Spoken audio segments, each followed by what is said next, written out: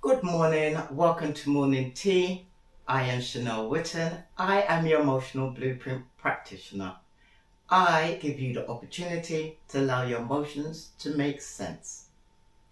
In this space, we discuss all things to do with well-being, food, health, and environment. So once again, welcome aboard. How are you guys feeling today? Seriously, how are you feeling? When was the last time you asked yourself that? Because today, I think it's a very, very important topic that we're going to dive into. Yeah? So, leaf of life. It is a herb. In both Jamaica, the rest of the Caribbean islands, Africa, and South Asia, this herb is well known for dealing with hypertension, also known as high blood pressure. Today we are going to be using the book from Monica Warner. Let me get it here. The Herbal Plants of Jamaica. This is where I found out about the leaf of life. It is also, hold on a second for me, it's also known as the Bryophyllum pinnatum. In Jamaica, it has other names such as love bush, live forever, and life plant. So I will just take a few extracts from out of the book to share with you guys as we learn about it today. It says it's a Madagascan species and now thoroughly integrated into the natural vegetation and herb gardens of this country. Its blooming season is in December to May.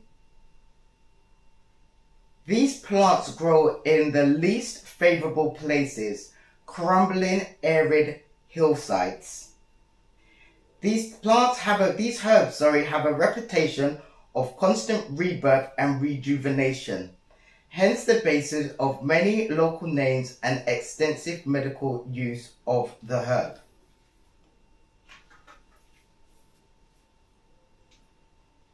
The leaves and the stems are chopped, juiced, or eaten raw, often with salt.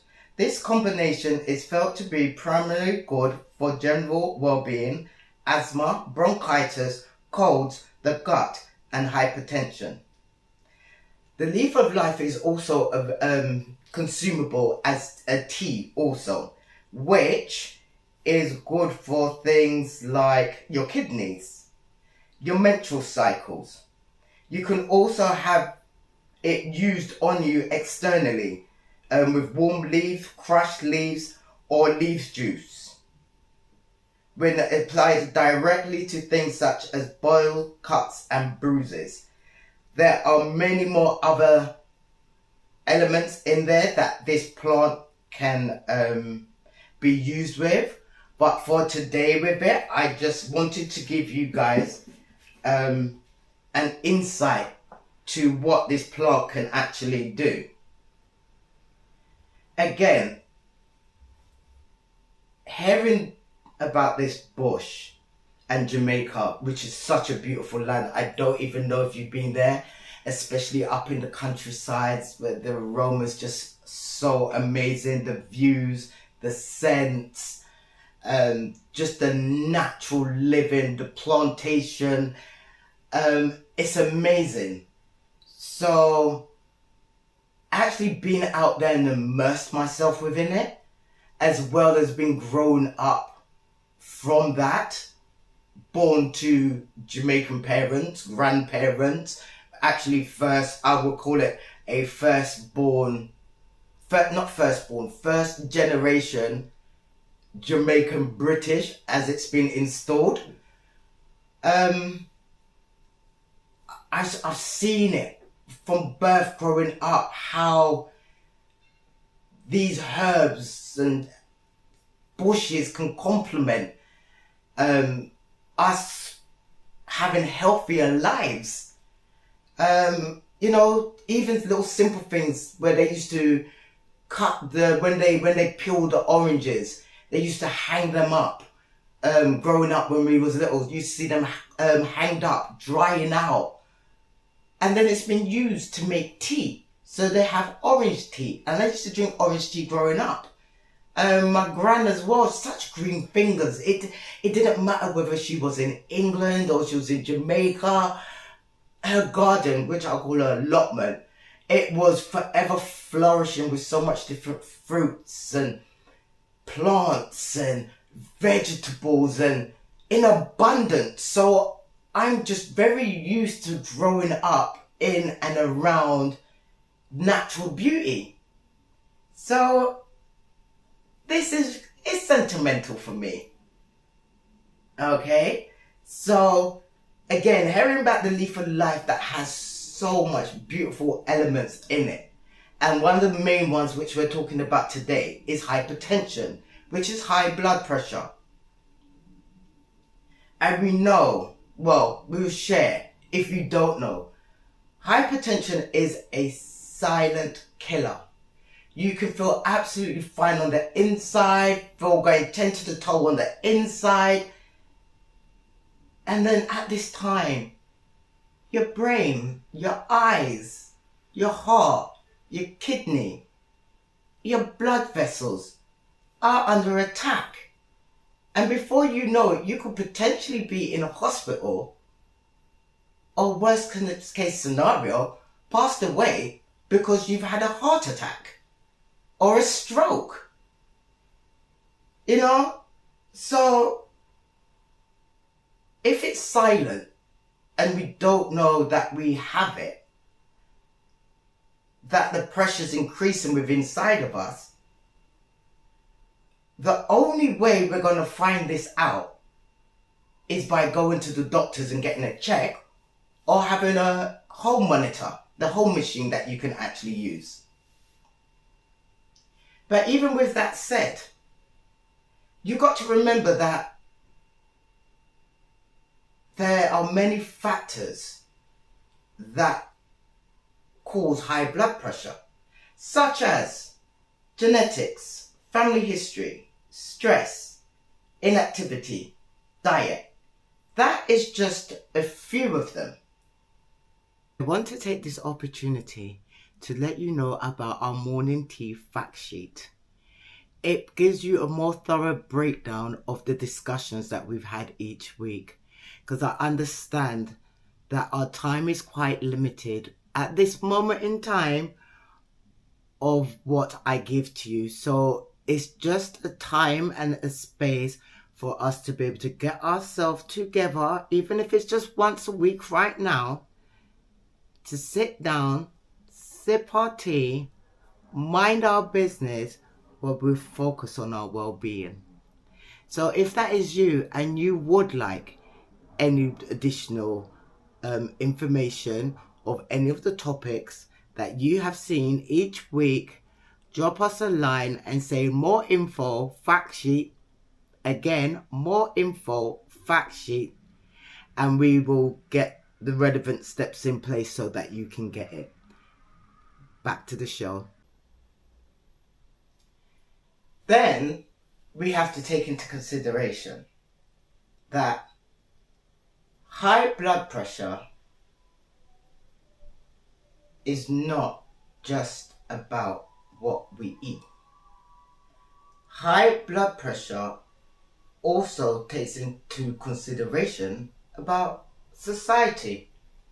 And when I say society, I mean about how we live within society, within our communities.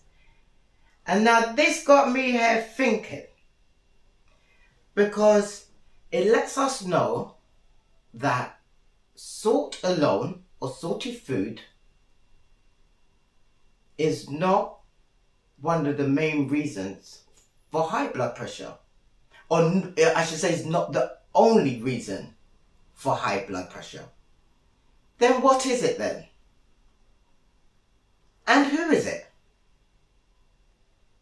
Because those that are highest at risk from this, from high blood pressure, are Caribbeans, Africans, and South Asians. And it's not just salt alone, it also includes lifestyle. In addition to the main ones they put out: discrimination, migration stress, financial hardship, and caring responsibilities. There are many more. Those are just those that I've just pulled out that came up at the top. So right there you can see there's a thread. Within these communities, cultures that have migrated to whether it be the UK or other countries, there's always a common theme that I hear: the discrimination faced, the financial issues, the pressures that come with it.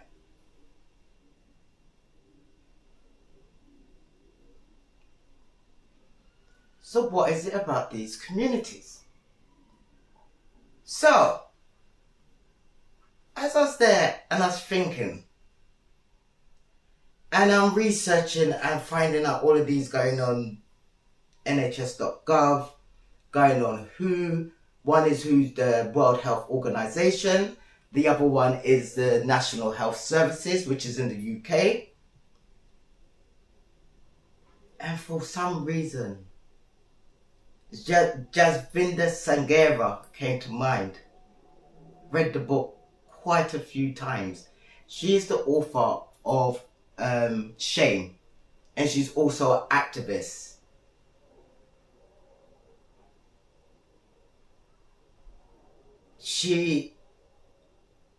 The way she retells her story in her book of the vibrance of the culture. I'm sure she's from Bradford. That from the outside, it looks altogether unified. But through her explaining her experiences with herself and some others going through, you get to realize that the culture, the integration issues, the mindset within those communities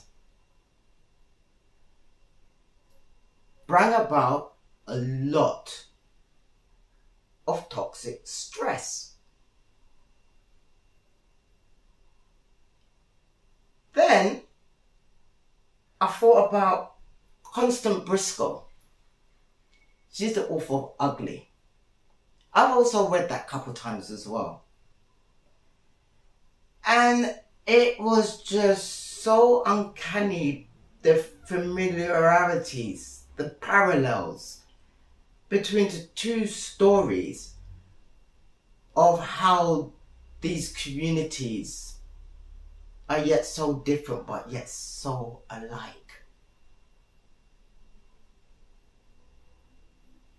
The threads of the overshadows and the undertones that weave within the households and the communities.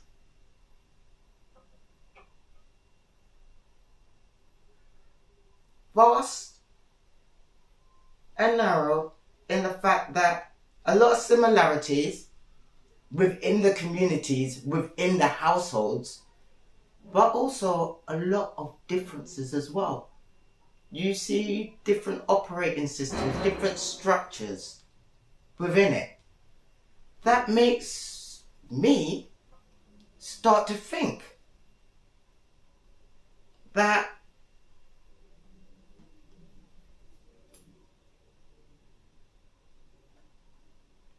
I am thinking, because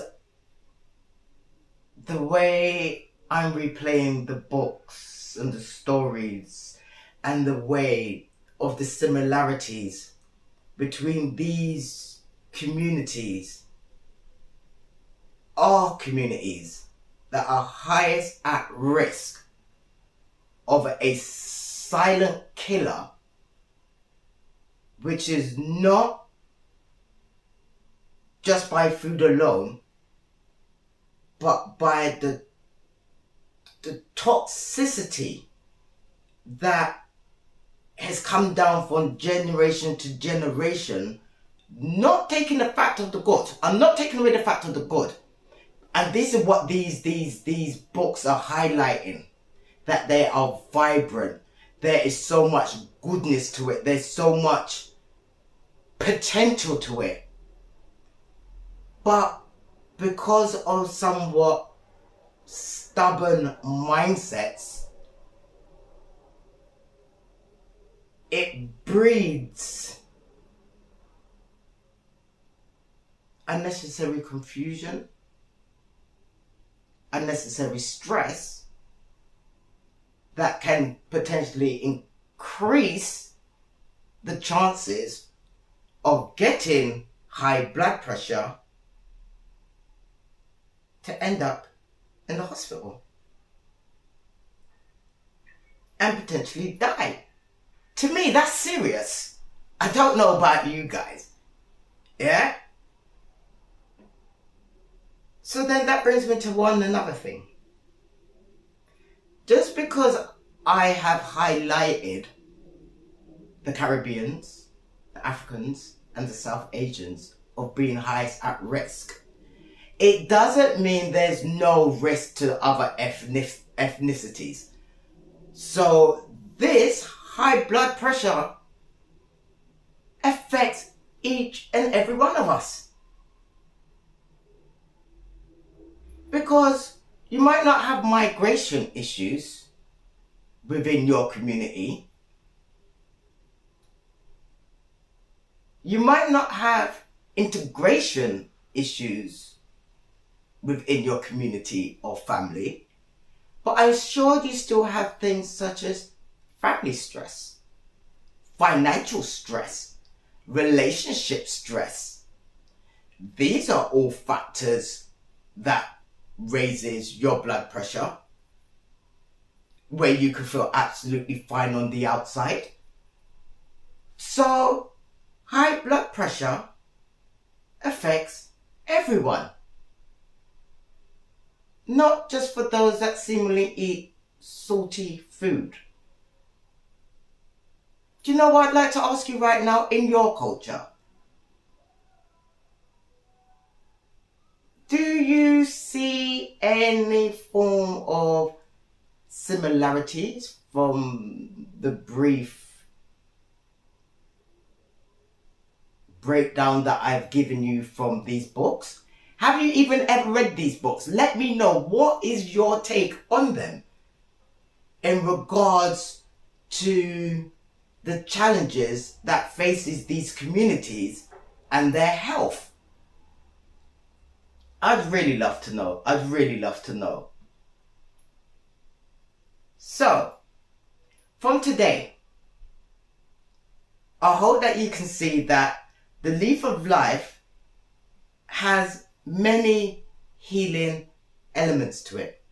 That regardless whatever your culture is, your background from it, or your background is, there is something within this plant, the Leaf of Life, which is a herb, that can benefit us all as a complement to traditional, or I should say modern medicine. Please, on this note, I'm not telling you to go and stop your medication. Please, if you want to go and try any of these things, or you have tried, please go and seek professional advice. Here we are just discussing the options and understanding that the wisdom, the traditional wisdom and knowledge of these medicines that have been working in different communities can also be brought into discussion to how we can use it in ours. I've written something here down now that I when I was taking my notes. And I put, how traditional wisdom and modern medicine can work, or even contradict itself, is up for discussion. Different people have different outcomes from using different things. So it's not a one fit all. But I want it to make us remember that just like this plant, that healing can involve nature, community, and knowledge. And most of all, self-care. I hope I've been able to give this opening topic some form of justice, as it is my first show, my first episode. I pray I bring you guys justice, because this is about me. This is about you guys also. It's about us coming together, joining together, and looking at different aspects of life, because people have different experiences. Yes, I might be the emotional blueprint practitioner, but you are the ones with the experiences. You're the ones that have tried different things that I may not have, such as the herbs. So together, we grow, together, we get better understanding and share. So guys, I want you to understand, as my slogan goes, your health is your wealth. So until next time, next week, I will be here. But in the meantime, what did I do with it? I'll be sipping my tea again. Sipping my tea and minding my business. So until next time, God bless you, and I'll see you then. Bye.